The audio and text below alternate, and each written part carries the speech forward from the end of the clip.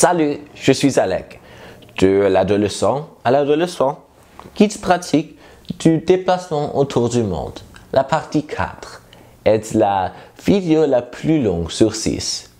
Dans la partie 3, j'ai parlé des pertes et de l'importance de savoir quand et comment fermer correctement une porte et ouvrir une autre. Maintenant, dans la partie 4, vous passerez la nouvelle porte en écrivant un nouveau chapitre de votre vie. Mais avant que vous puissiez dire que vous êtes finalement installé, vous devrez passer par la phase du chaos. Il n'y a pas de détour là. Ce que je veux dire par le chaos, c'est que tous les membres de votre famille seront hors de leur zone de confort.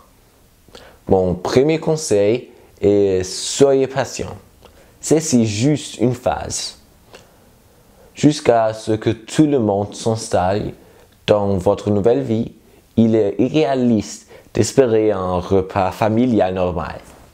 Lorsque vos parents sont en train de déterminer ou ouvrir un nouveau compte bancaire, installer l'électricité, l'eau, le gaz et Internet dans la nouvelle maison, qui contacter quand rien ne fonctionne et en plus d'avoir affaire à des bricoleurs, des peintres et des déménageurs.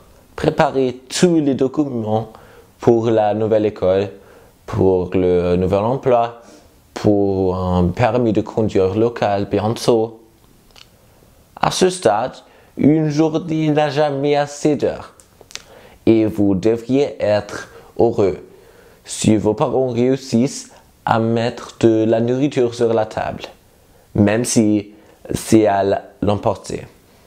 Une fois, j'ai passé Noël à manger de la dinde en boîte, parce que c'était tout que ma mère avait pu trouver dans une épicerie à l'époque, quand nous venions d'arriver en Amérique et vivions encore dans une résidence temporaire. Mais vous devez être prudent à ce stade.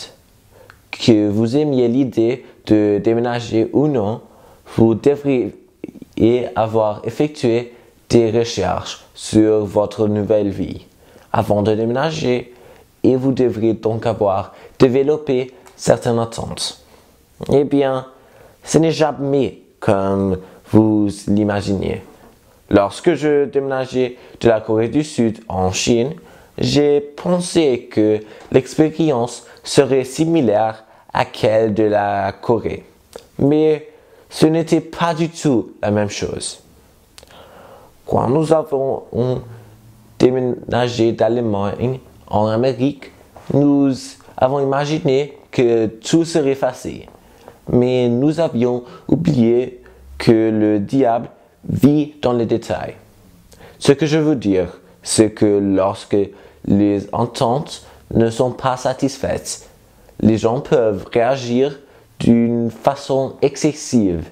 C'est pourquoi vous devez réunir quelques informations de base avant de vous déplacer réellement. Pas trop peu pour éviter la peur de l'inconnu, mais juste assez pour vous permettre d'être surpris. La partie amusante de chaque déménagement sont les petites découvertes que nous faisons tous les jours.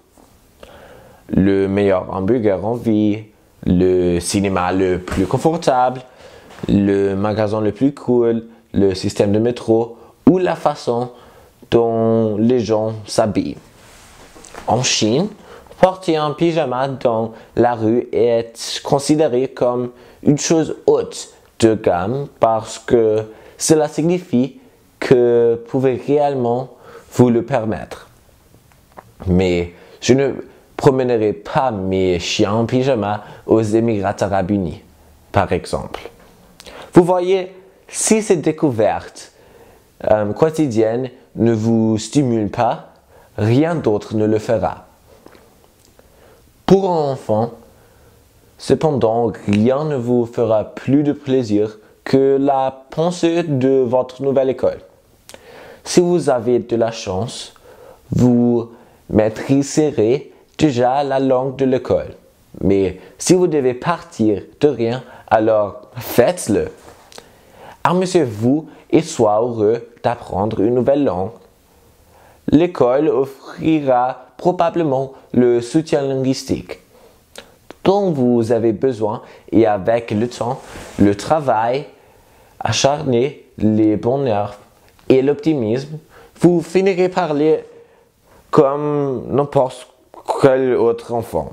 Mais jusqu'à ce que vous atteigniez cette étape, il est préférable de garder un profil basant toute confiance. Ne soyez pas un stéréotype typique.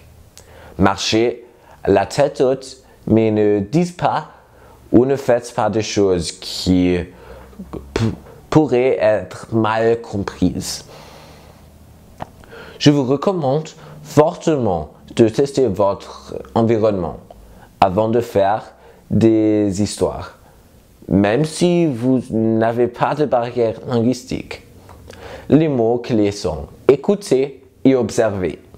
Observez ce que les gens apportent au déjeuner, comme ils s'occupent pendant les pauses. Écoutez comme ils s'adressent aux employés de l'école et les autres ont écouté de quelle émission de télévision ils parlent.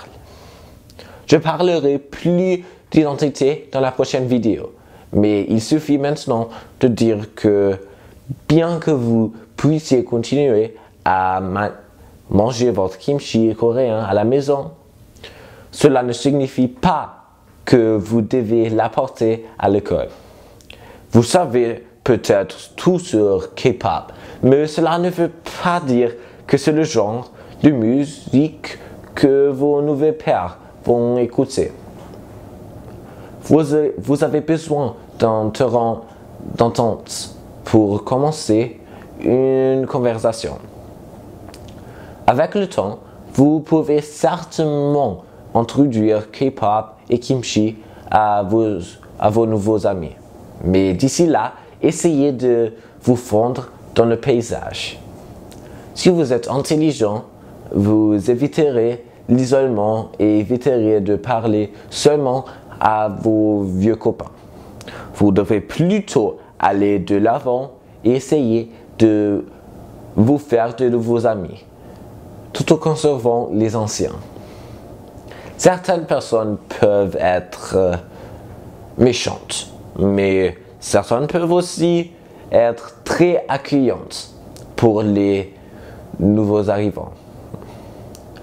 En vous sentant à l'aise dans votre nouvel environnement, vous aurez l'envie de vous présenter correctement à vos professeurs et à vos pairs en montrant vos forces, votre sens de l'humour, vos zones de danger, votre type de garçon ou de fille, etc. Ne faites pas tout la fois. Quand les gens parlent trop d'eux-mêmes, cela peut être vraiment ennuyeux.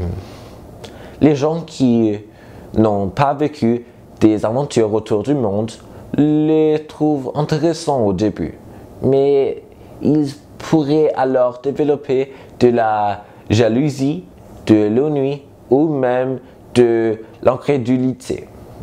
Dans le cas, choisissez le bon moment et les sujets de conversation à bon escient avant de devenir embarrassant. Parfois, il vaut mieux se taire une minute. En ce qui concerne de nombreux systèmes scolaires différents à travers le monde, vous pourriez ne pas continuer dans le système auquel vous êtes habitué. Si c'est le cas, encore une fois, détendez-vous. Ce que vous devriez éviter à tout prix est de faire honte à votre nouvelle école et aux gens qui s'y trouvent. Chaque école est différente et à ses particularités, aucune école n'est parfaite, pas une. Tout ce que vous allez gagner en faisant honte à votre nouvelle école, seulement parce que vous ne vous y êtes pas encore habitué. C'est la solitude. Soyez cool et soyez ouvert d'esprit. En fin de compte, vous apprendrez à l'apprécier. Apprécier votre nouvelle école ne signifie pas que vous devez faire honte à votre ancienne école non plus. Se faire de nouveaux amis ne signifie pas que vous devez oublier les bons que vous avez laissés derrière vous. Et apprendre de nouveaux traits locaux ne signifie pas que vous devez oublier qui vous êtes ou d'où vous venez.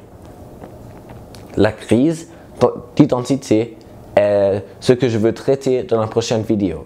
Allons-y.